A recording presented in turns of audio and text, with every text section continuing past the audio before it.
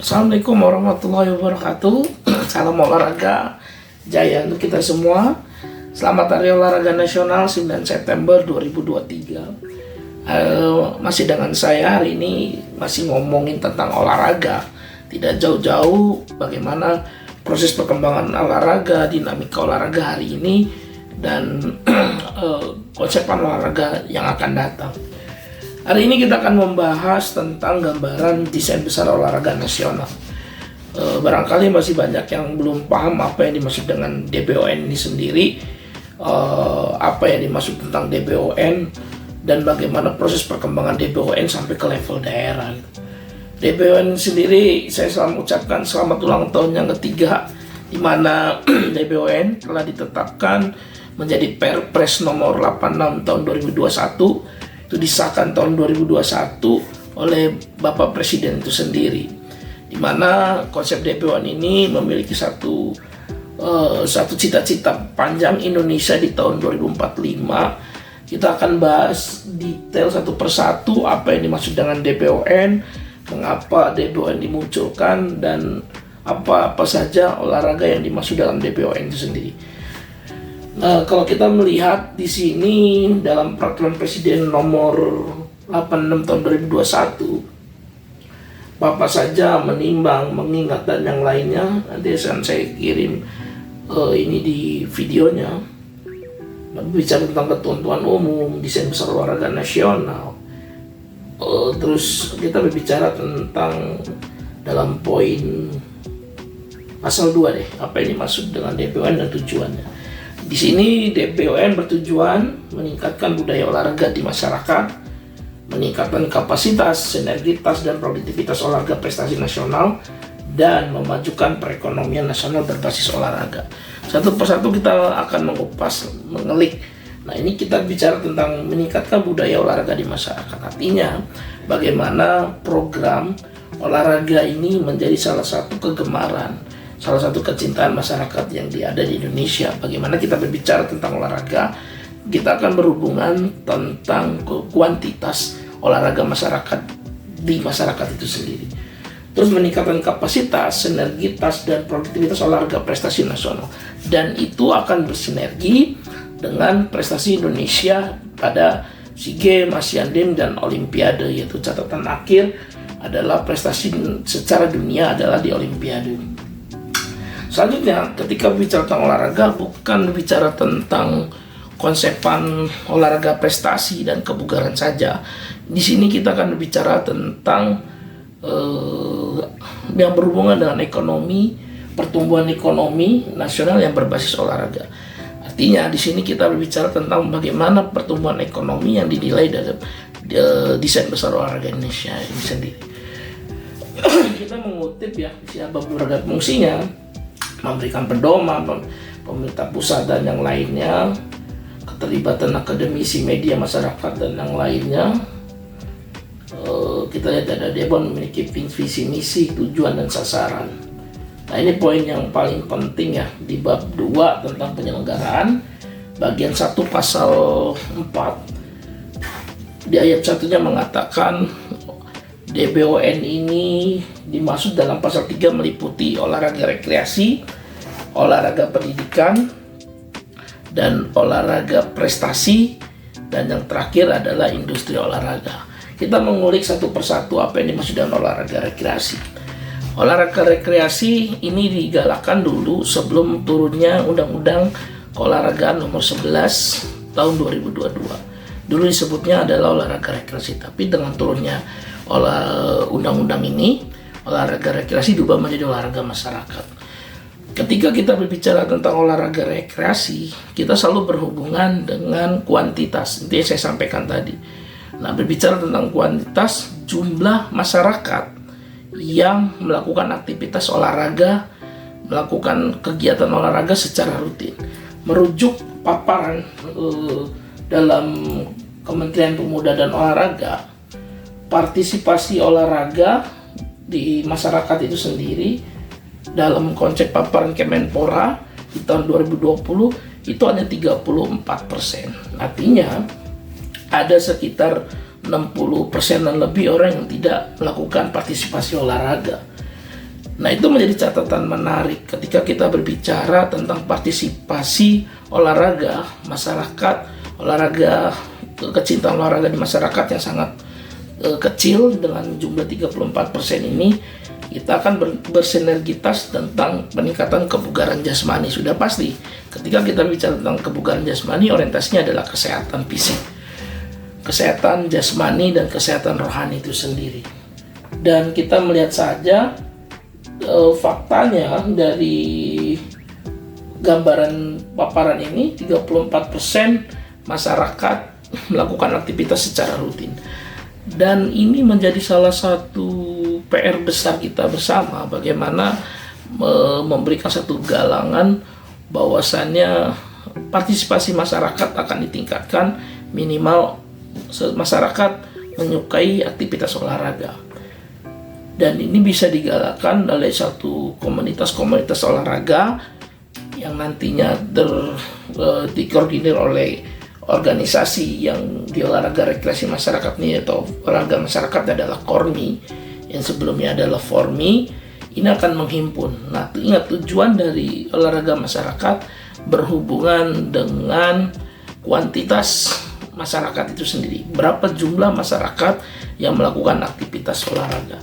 Dan ini ketika kita berbicara tentang jumlah masyarakat yang terus meningkat, artinya berhubungan dengan peningkatan produktivitas olahraga itu sendiri. Nah, poin yang kedua adalah berbicara tentang olahraga pendidikan.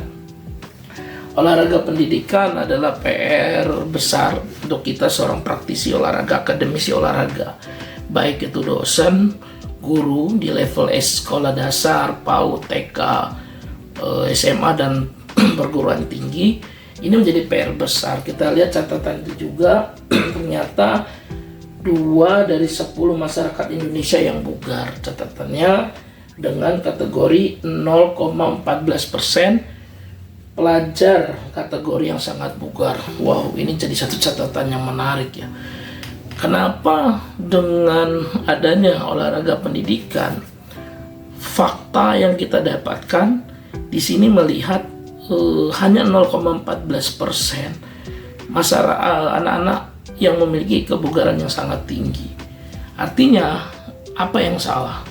Kurikulumnya yang salah, atau peningkatan kemampuan olahraga itu sendiri? Ini banyak yang tidak paham ketika kita bicara dengan pendidikan jasmani atau olahraga pendidikan.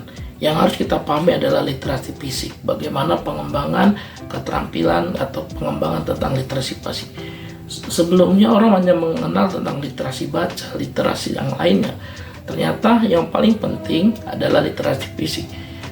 Literasi fisik sangat berhubungan dengan peningkatan kebugaran dan kesehatan itu sendiri.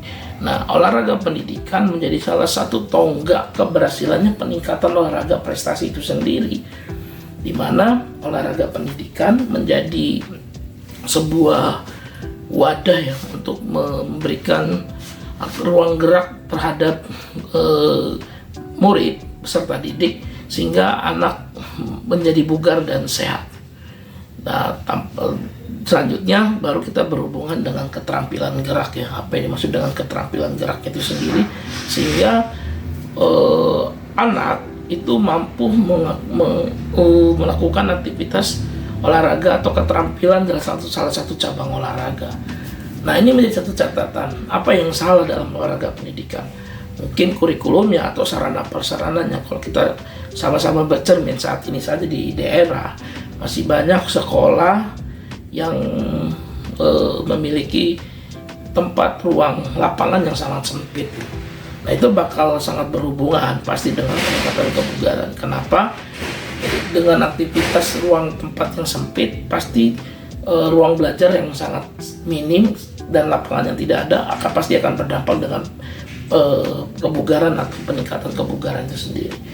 Dilihat saja dalam paparan Kemenpora sendiri, ruang publik atau ruang terbuka hijau itu hanya 24%. Itu ruang publik ya, artinya dengan jumlah sekolah yang banyak, apakah sudah terpenuhi jumlah sekolah yang memiliki lapangan untuk melakukan aktivitas olahraga? Nah, ini menjadi satu catatan. Nah, setelah kita berbicara tentang olahraga pendidikan, kita bicara tentang peningkatan kualitas prestasi olahraga di masa yang akan datang. Nah, ketika olahraga masyarakat sudah berjalan dengan baik, olahraga pendidikan sudah berjalan baik, olahraga prestasi itu akan memberikan dampak pasti. Kuantitas yang banyak, kualitas yang baik akan tersaring menjadi skill-skill individu kecabangan yang baik untuk anak-anak peserta didik atau pada level-level di tingkatan-tingkatan daerah. Nah, olahraga prestasi bisa dimungkinkan dengan kegiatan seperti bagaimana kompetisi diadakan di level paling bawah. Adanya pekan-pekan atau festival-festival kegiatan, festival-festival cabang olahraga.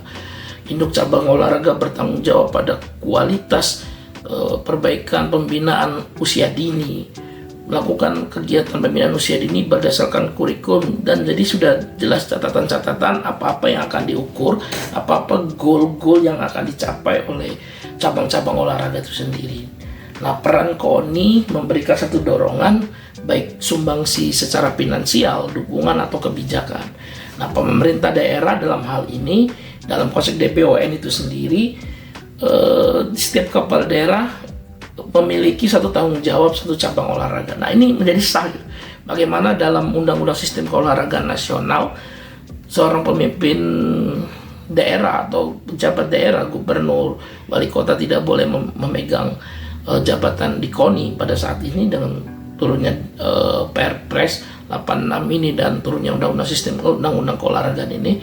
Pemimpin daerah diperbolehkan untuk memegang satu cabang olahraga ataupun memegang penuh kepemimpinan Komite Olahraga Nasional Indonesia. Ini menjadi membuka ruang yang sangat baik untuk berbicara tentang kebijakan, dan harapannya DPON ini menjadi satu DPOD yang merujuk dalam akan disahkannya dengan pergub atau perdanya, sehingga tidak terhambat pada aliran. Ketika kita bicara tentang prestasi, yang sangat berhubungan adalah bicara tentang finansial ya, merdeka secara finansial.